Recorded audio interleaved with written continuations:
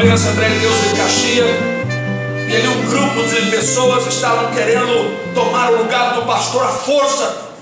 Era uma igreja grande, e era um grupo grande, o pastor estava sendo escorraçado, coagido no canto. Eu não sabia de nada, e o assunto foi esse, ungido do Senhor.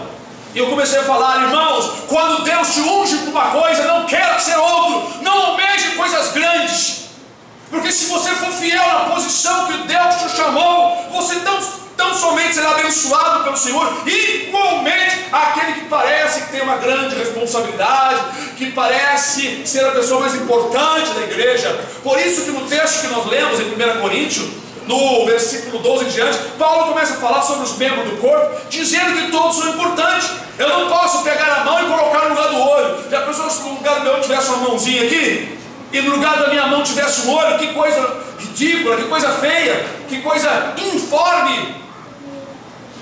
A igreja do Senhor Jesus Cristo muitas vezes sofre porque os membros ficam escolhendo o que quer ser, e a peleja e a luta dentro das igrejas. Muitas igrejas que têm círculo de oração, porque aqui nós não temos esse negócio, acabamos com isso, porque isso promove muitas disputas entre as varoas que querem domínio. O espírito do domínio. Eu estava vendo um homem que conversou com aquele Rockefeller, não é? Vocês sabem, irmãos, que foram eles, os Rockefeller, que criaram essa lei para levantar a mulher na igualdade do homem. Sabe por quê? Não foi para honrar vocês, mulher, não. Porque eles não podiam taxar toda a humanidade, só podiam taxar os homens, que a mulher ela ficava em casa trabalhando, ensinando as crianças, zelando as crianças, e colocando as mulheres no mercado. As crianças já pequenininhas vão para os colégios estudar e ser manipuladas pelos governos. Está lá na internet.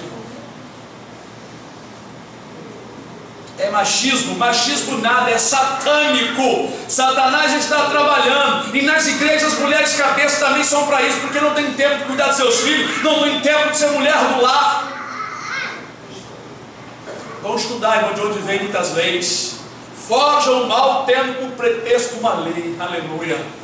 Eu louvo a Deus porque há muito tempo eu já via isso, irmãos. Eu notava que algo estranho estava acontecendo. Por que colocar essa lei da mulher, ter a igualdade na sociedade, e empurrar a mulher para os trabalhos, e elas estão ficando doentes, estão cheias do dinheiro do bolso, mas os seus lares estão desprotegidos, porque ela tem que trabalhar e pega sua criança de 3, 4 anos, colégio, e lá no colégio o governo faz o que querem com os livros, ensinando tudo o que eles querem fazer com a nova geração. Aleluia. Eu vou dizer uma coisa para os irmãos: o que Deus estabeleceu, o dom que Deus deu a cada um, é o correto, é o perfeito. Quando Paulo fala sobre que cada um é importante, e que nenhum membro deve se sentir inferior, dizendo: já que eu não sou mão, eu não faço parte do corpo. O outro: se eu não sou pé, já que eu não sou pé, então não faço parte do corpo. Não, todos são importantes, e Deus colocou cada um no nosso corpo para o que for útil. Veja bem que perfeição. Há uma cabeça, há um cérebro, os olhos, os ouvidos, tudo junto com a cabeça. Olhos, ouvidos junto aqui. A outra parte do corpo, dedos que seguram, articulações, músculo que ajuda a segurar, a fazer força com os dedos, com as mãos, os pés, músculo nas pernas, nas coxas, articulações, para aguentar o peso do corpo, o peso da cabeça. Bendito seja o nome do Senhor. Paulo faz então uma comparação da igreja com o corpo humano, como se cada parte fosse um dom. O dom do dedo, o dom da mão, o dom do olho, o dom de ouvir. Irmão, tem o dom de ouvir, é abençoadíssimo. O dom de falar, o dom de entender, o dom de orientar, o dom de caminhar, e assim vai. Então ele mostra essas coisas tudo. Depois disso assim: procurai os melhores dons, e eu vos mostrarei um caminho melhor. Aí entra então em 1 Coríntios capítulo 13, e fala sobre a excelência do amor, ou seja, acima de todos esses dons aí, de pastor, pregador, missionário, seu doutor, seu fulano. Agora os nomes dos pregadores e dos homens aí religiosos vão cada vez mais suntuosos. Outro dia nós falamos, como é que é o nome mesmo? Não, pregador já é antigo, pregador apóstolo, bispo primais, daqui a pouco é bispo reais, e aí eles estão aumentando o título para ver se sobressai mais uns do que os outros. Isso é completamente ilusão e uma vaidade. E o que adianta tudo isso se não tiver o amor? A humanidade sofre por falta de amor. E está sendo instruída, a humanidade está sendo instruída para não amar. Cada um ser egoísta, tomar conta de si. Eu vou buscar o que é meu, acabou, pronto, acabou. Não adianta me ensinar, não. Mas amados e queridos irmãos, eu sei que naquela igreja lá de Caxias, voltando rapidamente, Deus desfez porque as pessoas, os acusadores, os promotores da divisão estavam lá, o pastor não estava. E Deus me usou com uma força tremenda.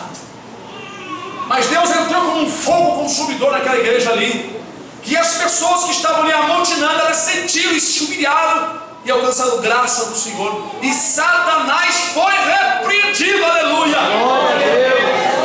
Mas eu só fui saber isso, irmão, uns dias depois, e eles fizeram um concerto pedindo perdão ao pastor, aleluia, porque eles sentiram, aleluia, que ele não estava ali como homem comum, mas Deus estava na nossa pessoa falando para eles, ensinando a eles que eles eram tão importantes como o pastor, e que ninguém era inferior a ninguém, se tão somente cada um fizesse perfeitamente a sua parte, como está escrito aí em Efésios 4. Segundo a justa operação de cada parte faz aumento do corpo, e não segundo o justo trabalho do pastor, mas segundo a justa operação de cada parte. Olha aqui, faz o aumento do corpo. Eu sou um dedo, eu sou um toro, eu sou a retina dos olhos, eu sou a menina dos olhos, eu sou os cílios dos olhos. Coisa feia quando a pessoa raspa a sua sobrancelha. Olha, irmã que raspa a sobrancelha, isso aí é um sentimento de mulher prostituta. Você vê uma mulher com a sobrancelha raspada, a cara do pecado, a cara do demônio da prostituição. Prostituição, espírito de demônios, espírito de Jezabel, espírito das trevas, aleluia. Aquele demônio que se fantasia de mulher com sapato, roupa vermelha, o pessoal chama de pombagira, mas é um demônio. Entra nas crentes também. Os crentes quando estão com fogo de namorar, querer casar e começa a ajeitar aqui a sobrancelha, ajeitar o jeito de caminhar, ajeitar os cabelos, deixar a fitinha de cabelo aparecendo, dar um close. Isso é tudo demônio. Você é importante do jeito que você é na simplicidade. Está escrito lá em Provérbios: enganosa é a graça, a vaidade, a formosura, mas a mulher que tem o Senhor, essa será louvada e honrada. Não se prenda a isso, isso é ilusão. Acordem, não se prendem a essa loucura. Você é importante de dentro para fora, do seu interior, do seu caráter, do seu coração, do seu intelecto, do seu jeito, do seu trato, na sua humildade, no seu amor, no seu perdão, na sabedoria, no temor de Deus. Isso tudo é coisa preciosa que enriquece a mulher de Deus, o homem de Deus. Muitas vezes nós achamos o seguinte: eu tenho que ser igual aquele personagem. Poxa, eu gosto da roupa dele, eu gosto do jeito que ele fala. Eu conto até as piadas dele.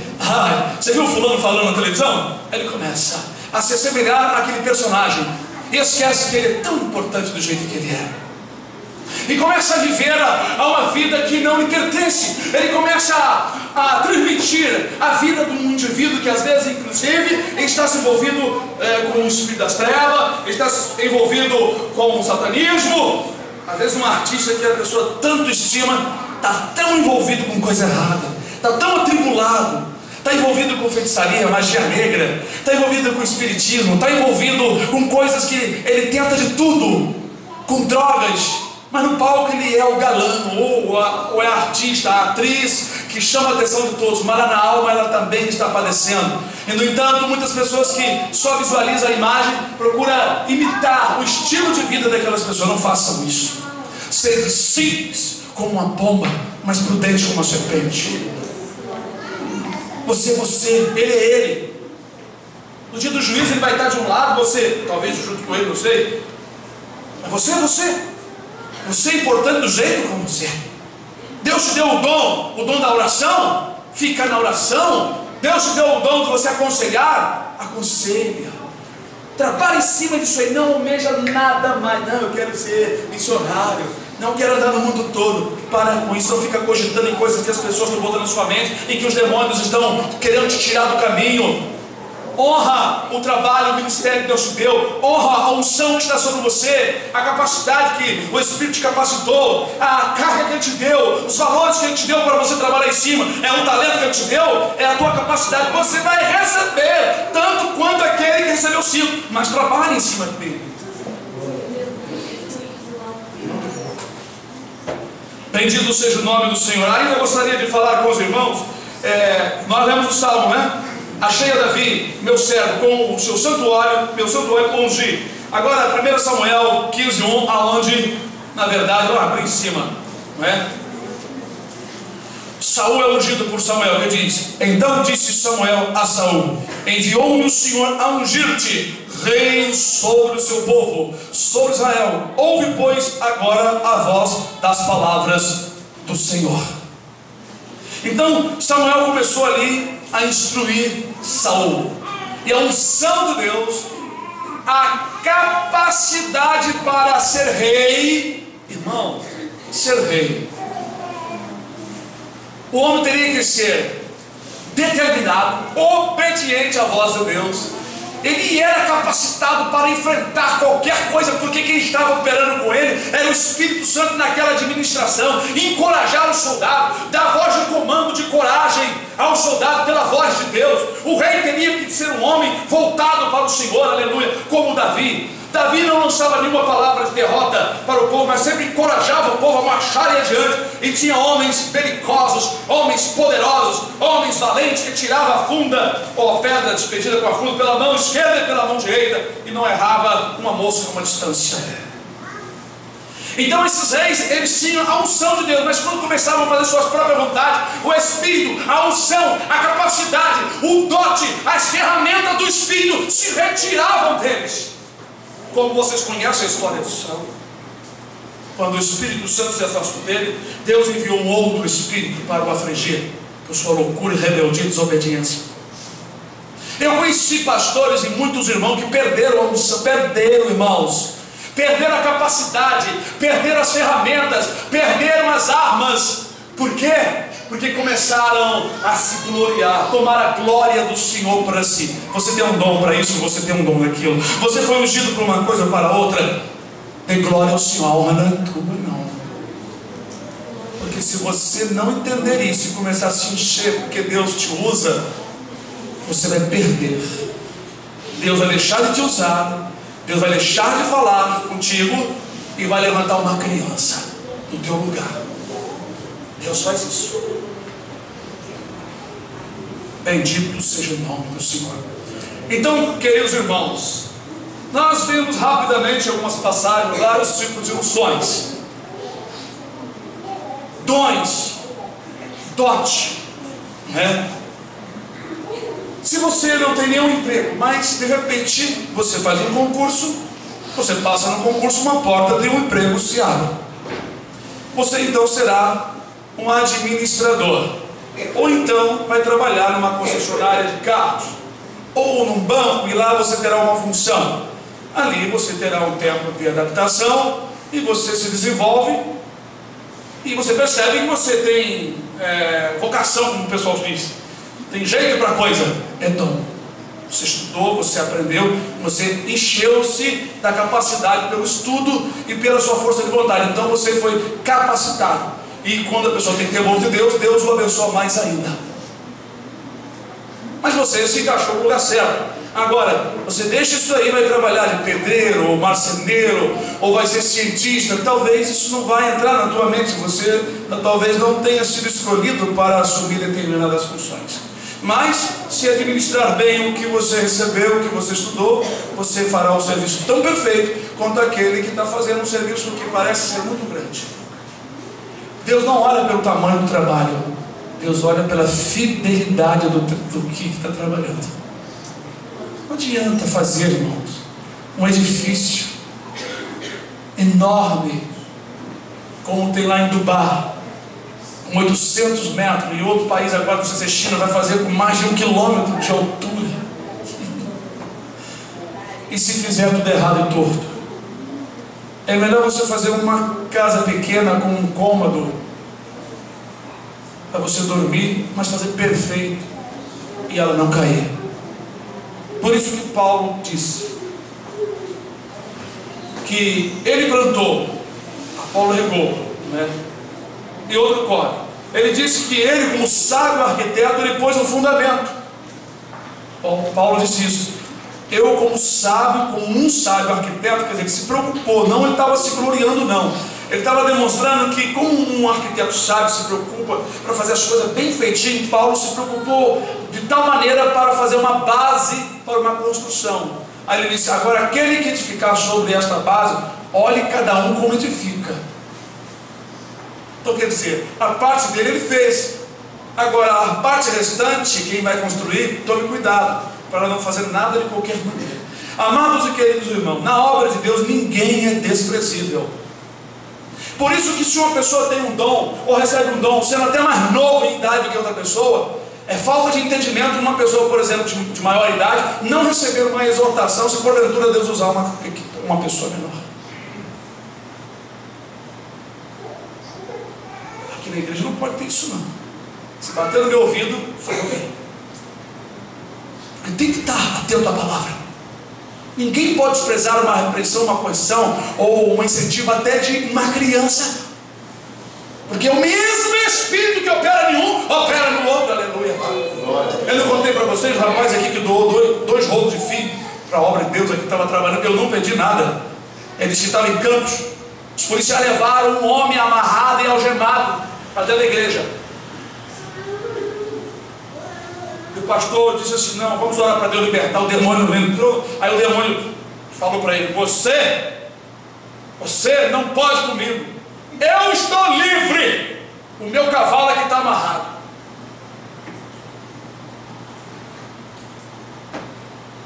Aí jogou na cara do pastor um monte de pecado que ele cometeu, e não pôde mesmo não. De repente, esse rapaz que estava lá presente, ele disse que tremeu quando viu a situação. Um garoto com 10 anos de idade, uma família humilde que estava na igreja. Deus tomou o garoto e disse para o demônio: demônio, sai dele em nome de Jesus. E o homem se desmanchou no chão ali, porque o demônio não resistiu. Aleluia. E o garoto falou assim: pode tirar as algemas dele. Tirou a algema dele, não ficou assim. E o garoto ainda usado pelo Espírito Santo, cheio da unção de Deus. Aleluia. Disse para o pastor: agora pastor, vou orar pelo senhor, o senhor tem que fazer um conselho agora. E ele se dobrou o joelho, e ali o garoto orou pelo pastor. Depois que orou: agora pastor, ore por esse moço, cuida dele. O garoto foi tomado completamente em tudo que o garoto falou, em tudo que ele agiu ali. Foi o momento em que o Espírito Santo se apossou daquele menino. Por isso que Jesus diz que aquele que não for como um menino não entrará no reino do céu. O Espírito Santo opera em corações humildes, quebrantados, simples, mas é o mesmo Espírito que opera tudo em todos. É muito triste quando alguém que parece ser usado pelo Senhor, ou alguém que parece ter grande responsabilidade, de repente a unção de Deus não está operando com ele naquele momento, mas a unção do Espírito vai operar com uma outra pessoa e vai chegar para ele falar, e a pessoa não aceita, porque tem uma posição. Mas ele não está vendo que quem está falando com a pessoa menor é uma autoridade, aleluia, que opera com ele, e muito mais forte e poderoso do que ele, aleluia. Eu sempre lembro do irmão Ismael. Ismael disse que estava andando com aquela sandália produzida pelos satanistas aí da vida. O garotinho estava lá brincando na rua, ele foi passando com a sandália, né? Todo para frente. Essas sandálias, qual é a marca? Kenny. Para quem não sabe, a sandália Kenny é produzida por satanistas. Porque Deus usou um garotinho na rua e disse para ele, chegou na calça do irmão: moço, não usa essa sandália não, isso é coisa do inimigo, usa a sandália bacana. Aleluia. E vai o irmão julgar essa criança falando comigo: eu sou um servo de Deus, eu tenho a Bíblia na mão, eu tenho a revelação do Espírito. Cuidado para você não cair no erro da soberba. Lá estava Eli, o sumo sacerdote. E lá estava um garoto chamado Samuel. Deus deixou de falar com o sumo sacerdote e passou a falar com a criança. Ele busca corações quebrantados e contritos. O pai está sempre buscando quem o adora em espírito de verdade.